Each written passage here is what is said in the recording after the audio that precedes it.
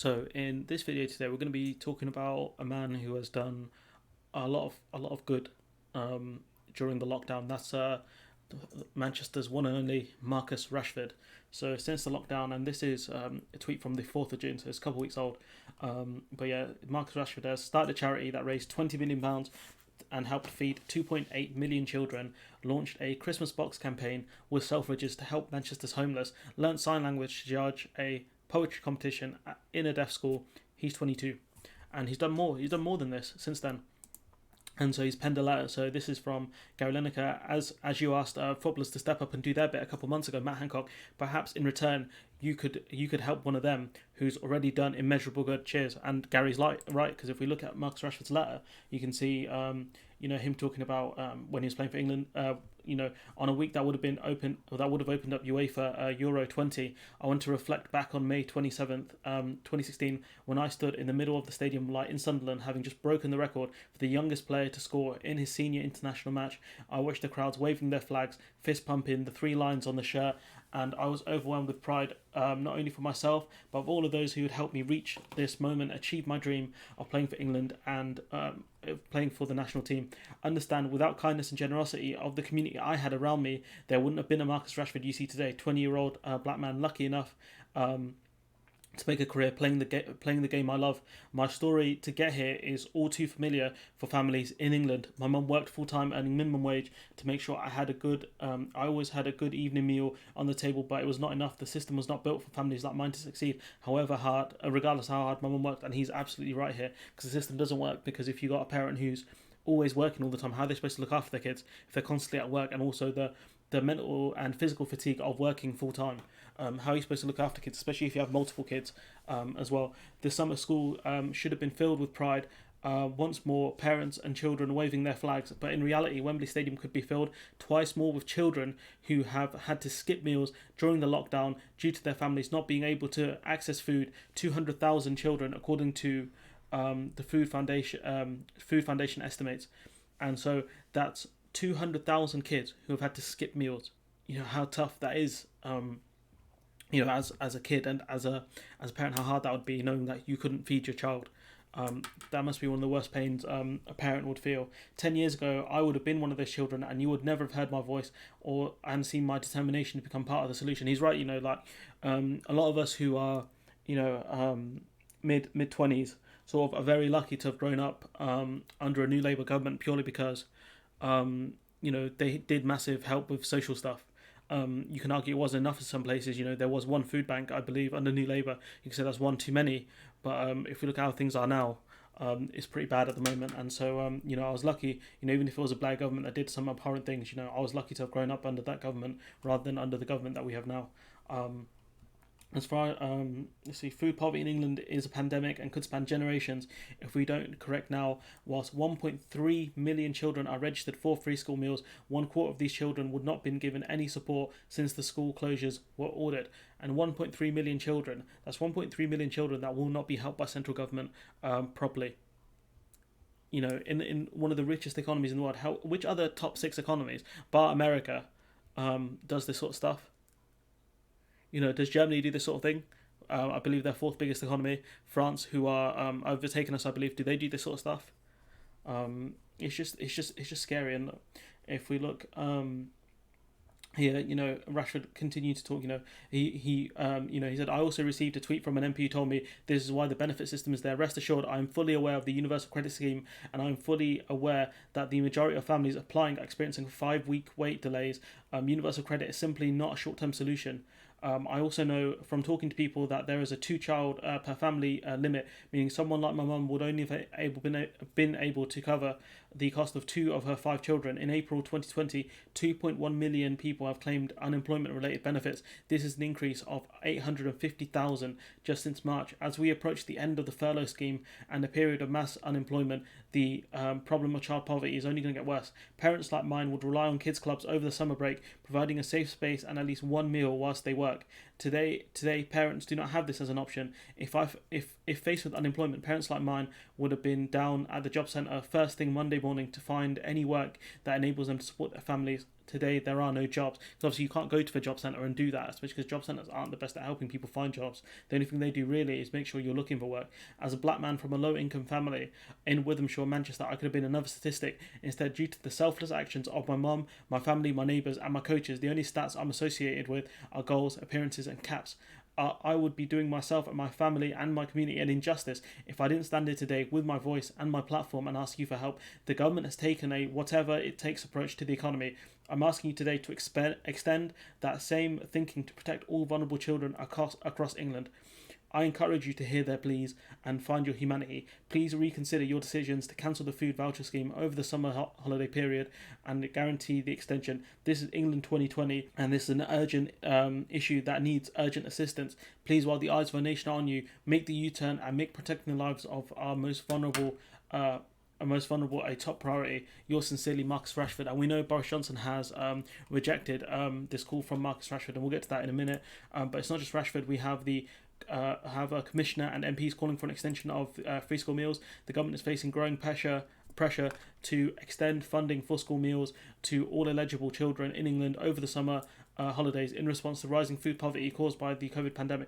Anne Longfield called the government's decision to not extend free school meals and exceptionally short-sighted. Called it as exceptionally short-sighted.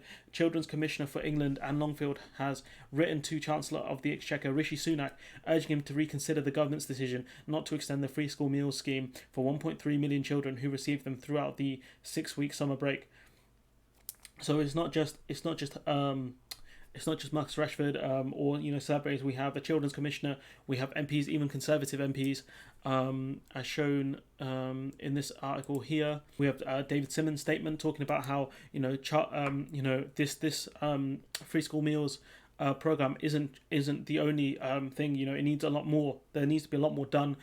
He's calling it a very blunt instrument, citing figures from the local government association that shows 3 billion shortfall in the children's care sector. He told BBC's Radio 4 programme that massive pressure is building in the system, that there have been a massive increase in the number of children coming into care whose needs must come first. He said the government needed to address the massive, significant pressure on the system so the most vulnerable children in this country, of whom there are tens of thousands, are not left behind.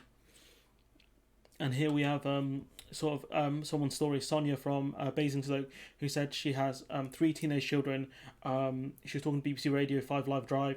She said she lost her job. She won't get a new job. She won't be able to get a new job until she has a new job that won't start until September, and that she was in real trouble. And without the money she was getting from the school voucher scheme, she wouldn't be able to afford her shopping. There are lots of us out here who found ourselves on benefits through no fault of our own. Absolutely, she's right, because of the pandemic. We really are struggling to make ends meet, and I'm not sure too many people understand how difficult this is. Marcus obviously does, and this is a guy who he could easily have pulled up the drawbridge from underneath him. He chose not to, and here we have more statistics. There were more than 4.2 million children living in poverty in 2018-19. That's 30% of children, or 9 in a classroom of 30. There are expected to be 5.2 million children living in poverty by 2022, and so instead of that number coming down, as any competent government would do, that number is going to go up. 47% of children living in lone parent families are in poverty. Lone parents face a high risk of poverty due to a lack of an additional earner, low rates of maintenance payments, gender inequality in employment and pay and childcare costs. Children and black and ethnic groups are more likely to be in poverty. 45% are now in poverty compared to 26% of children in white British families. London has the highest rate of child poverty in the country. You can see that child poverty rates on the End Children website, and so we can see that there's massive problems. Boris Johnson has rejected Marcus Rashford's plea. He cited a government scheme which isn't enough. So if we look here. This is a minister defending the government scrapping. This is a tweet from Peter Stefanovic, very much worth following. So he's saying that the government is spending 9 million on activities and food programs, he failed to mention that it will only feed 50,000 of an estimated 3 million children facing holiday hunger. So obviously it's not enough. And if we look at this is Phil from a different bias, a YouTube channel well worth following. It was 20 quid a week, 1.3 million quid, 1.3 million kids, 6 weeks of summer holiday. That's 156 million, 156 million to deal with the issue. Any figure quoted that is less than this is not dealing with the issue, and we can tell that the government aren't dealing with it properly. And so if we go to the, we'll end on the man himself. Marcus Rashford, and we'll actually listen to some of the stuff that he was saying about this. Because thank you so much for talking to us today. Tell me why you've written the letter that you've written, how important it is to you. It obviously has a huge importance for me, probably on a personal level, because what families are going through now, I once had to go through that same system, and it's very difficult to find a way out. But now that I'm in this position that I'm in, it's very important for me to help the people that are struggling, and that was the main reason why the letter was written.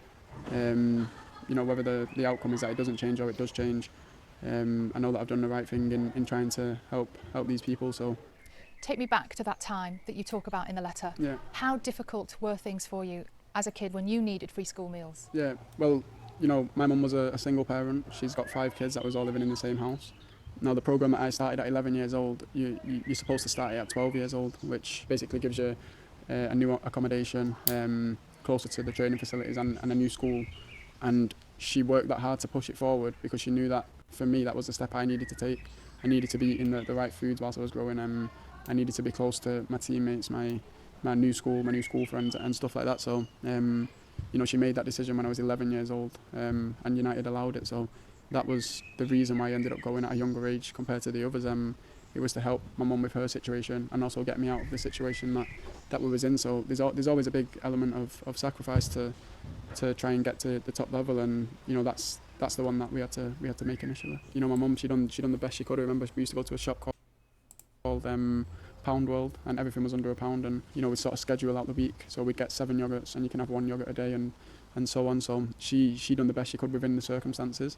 But there's some families out there like me that have 4 or 5 kids, so it's literally impossible for her to take control of the situation. That this is all going on at a time where kids should be concentrating on schoolwork. And so absolutely he's right. And if we go skip a bit ahead to another important thing that he talks about, but yeah, he's right in the stuff he talks about. When he talks about scoring for England and seeing all the people proud of him and stuff like that. How many kids are going to be proud of them, themselves growing up in a country where the government simply will not help them, the country will not help them, society is failing them? How are you supposed to see your country when you're one of these kids? I don't know. And so if we skip a bit ahead, Good. Growing up in Wythenshawe, actually, things could have been really different for you, couldn't they? Yeah, definitely. 45% of people like me, black people in different ethnic minorities, they're living in poverty, and I was very close to being one of that 45%. So I understand that it could have went either way for me, and I'm grateful that it went this way for me. But it doesn't make me forget about what happened in the past, and I obviously want to help them people and as much as I can, and just raise awareness really, because I think some people want to help. I definitely think that people want to help, but they don't have the understanding or the knowledge behind it, and they don't know how many people it's actually affecting. Something I wonder when I read the letter. When you were growing up, do you remember being hungry? Yeah, of course. But I also understood. Maybe it was just part of me growing up. I just knew how hard that my mum was working. Anyway, so I'd never moan, I'd never do anything. If there's food on the table, there's food on the table. If there's not, I had friends that understood my same situation, and maybe it was possible for me to go to their house, get some food or whatever. I know that you've written this letter from the heart.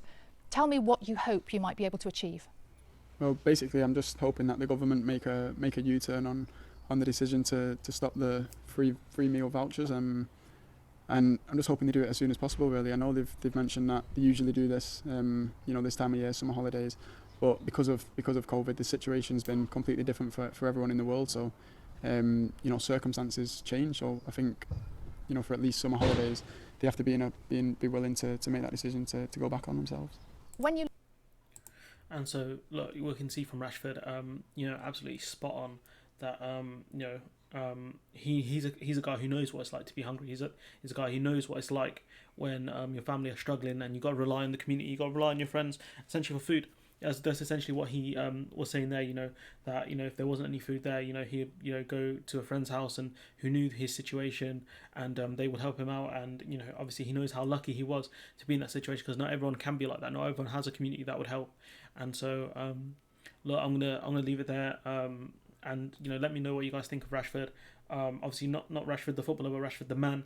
Who's helping to raise money, who's doing his bit, and I hope that more footballers come out and speak about this.